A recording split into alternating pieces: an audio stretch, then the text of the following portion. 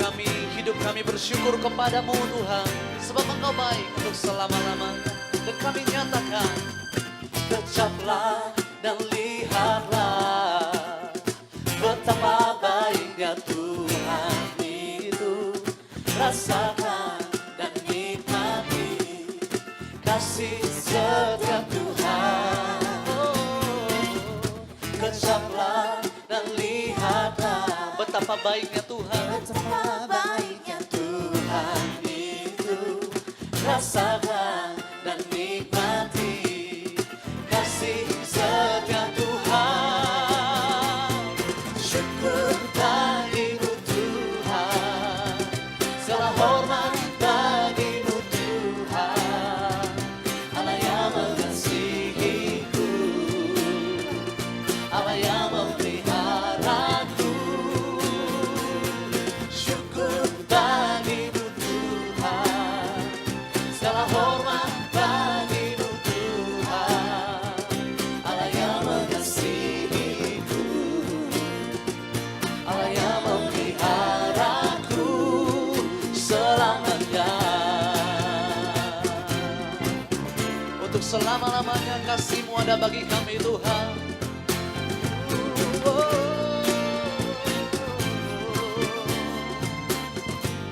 Mari dimanapun saudara berada, sama-sama kita mau nyatakan, kecaplah dan lihatlah betapa baiknya Tuhan itu.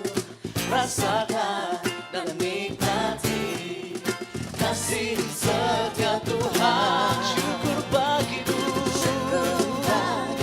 Tuhan, segala hormat bagimu Tuhan, Allah yang mengasihi, memelihara hidupku, Allah yang memeliharaku.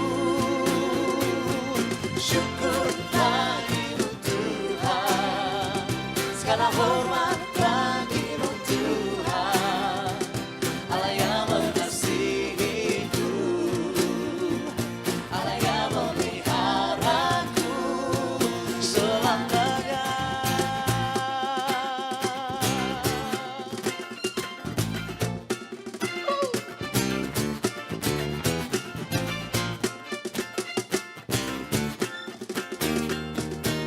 Mari sama-sama kita mengangkat tangan di hadapan Tuhan.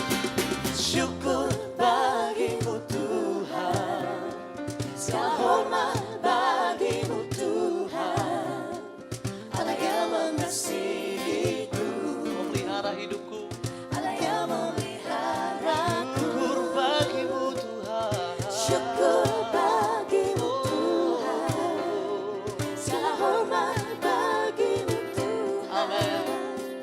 Allah yang mengasihiku, Allah yang memeliharaku. Syukur bagimu Tuhan, segala hormat bagimu Tuhan, Allah yang mengasihiku, Allah yang memeliharaku selamanya. Selamanya, selamanya, selamanya. Selamat pagi untuk kita semua. Sebelum memulai pembelajaran hari ini, kita mau merenungkan firman Tuhan terlebih dahulu. Mari kita berdoa. Bapa kami di surga, sebelum mulai pembelajaran kami hari ini, kami mau belajar firman Tuhan. Tolong kami semua ya Tuhan. Di dalam nama Tuhan Yesus kami sudah berdoa. Haleluya. Amin. Anak-anak, baru saja kita memperingati Paskah. Apa makna Paskah bagi kalian? Ya, pagi ini kita mau belajar firman Tuhan dengan tema kemenangan kasih. Biasanya ketika seseorang berbicara tentang kasih Kristus, segera pembicaraan itu akan diarahkan kepada kayu salib. Karena di kayu salib itulah kasih Allah dinyatakan secara luar biasa dengan menyerahkan anak tunggalnya sebagai korban untuk pengampunan dosa manusia.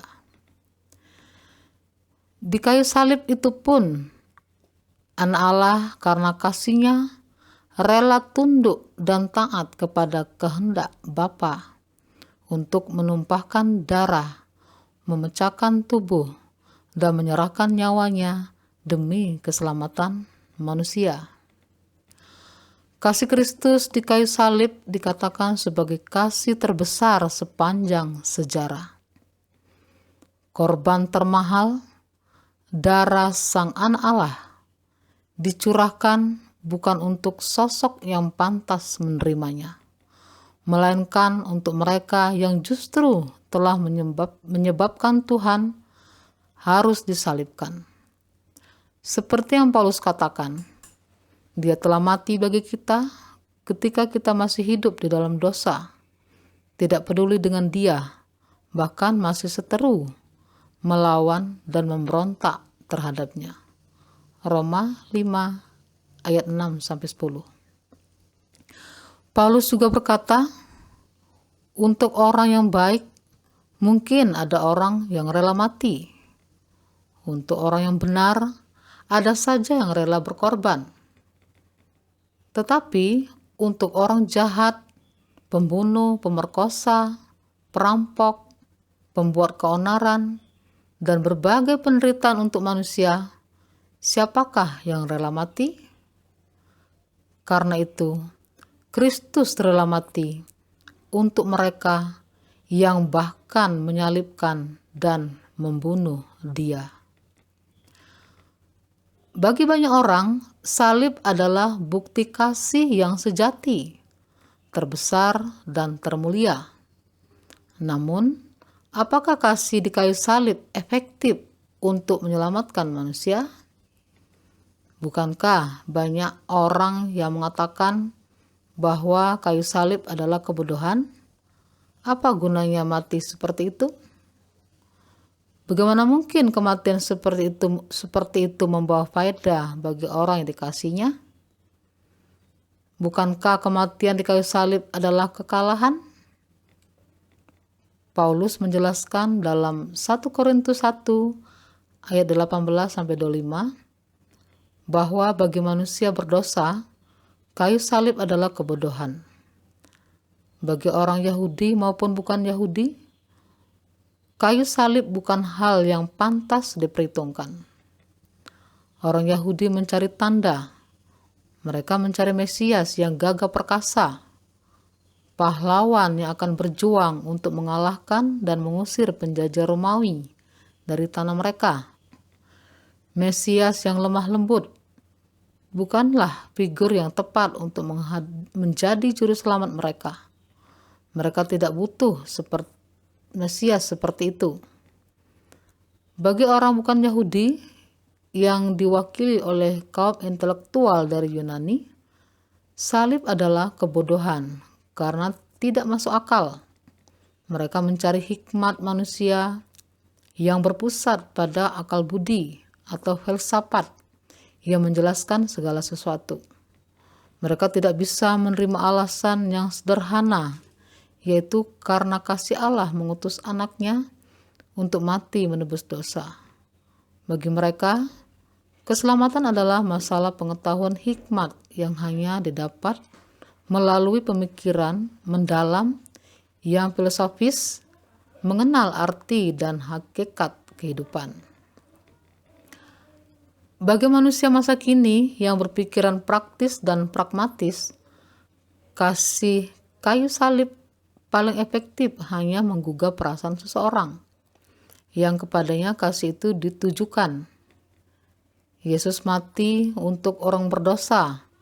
Lalu, apakah kematiannya membuat orang tersebut menjadi tidak berdosa? Ya, kalau orang tersebut merespon kasih di kayu salib itu dengan keharuan yang sedemikian, sehingga ia bertekad untuk mengubah hidupnya dan tidak lagi mau mengecewakan orang yang sangat mengasihinya itu.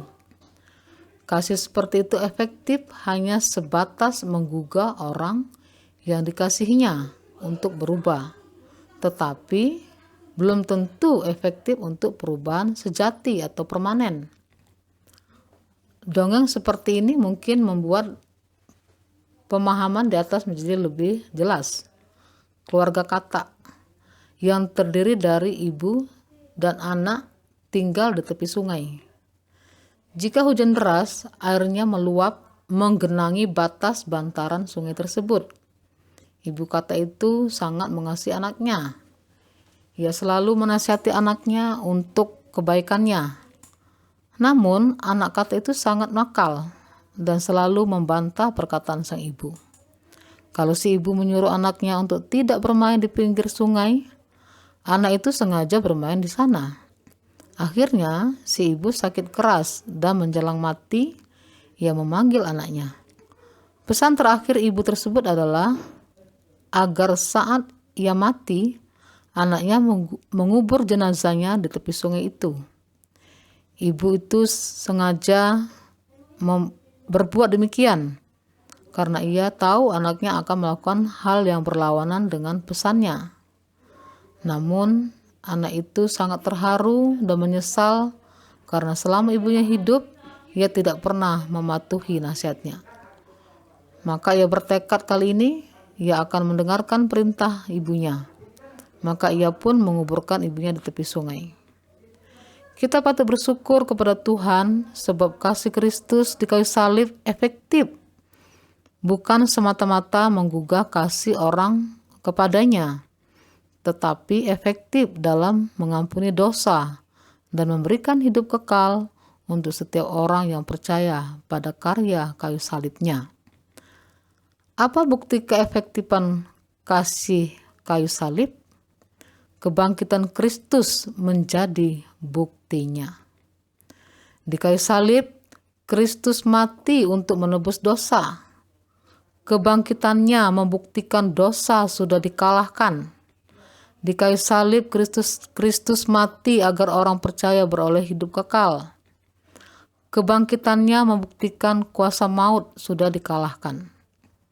Di kayu salib, kasih Kristus dinyatakan untuk menyelamatkan manusia. Kebangkitan Kristus membuktikan karya kayu salib Kristus tidak sia-sia. Pengorbanannya membuahkan keselamatan kekal untuk mereka yang menerimanya. Kasihnya tidak sia-sia. Bagaimana membuktikan bahwa kasih kayu salib tidak sia-sia untuk kita? Hiduplah sedemikian rupa sehingga kuasa kebangkitannya nyata di dalam hidup kita. Nyatakanlah hidup yang sudah dimerdekakan dari dosa. Tunjukkanlah hidup yang memiliki pengharapan bahwa kelak akan dibangkitkan pada akhir zaman untuk menerima hidup kekal.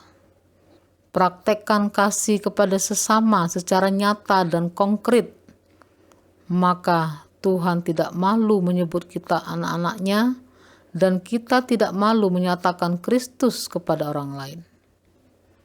Demikian firman Tuhan pagi ini. Tuhan Yesus memberkati kita. Mari kita berdoa. Tuhan Yesus yang baik, kami bersyukur pagi ini Tuhan ingatkan kami untuk mempraktekkan kasih kepada sesama secara nyata dalam kehidupan kami. Karena kami tahu bahwa Engkaulah lebih dahulu mengasihi kami. Engkau rela mati untuk kami. Itu bukti kasih-Mu kepada kami sebagai umat-Mu. Terima kasih Tuhan. Di dalam nama Tuhan Yesus kami sudah berdoa. Haleluya. Amin. Segala hormat bagimu Tuhan, Allah yang mengasihi, memelihara hidupku, Allah yang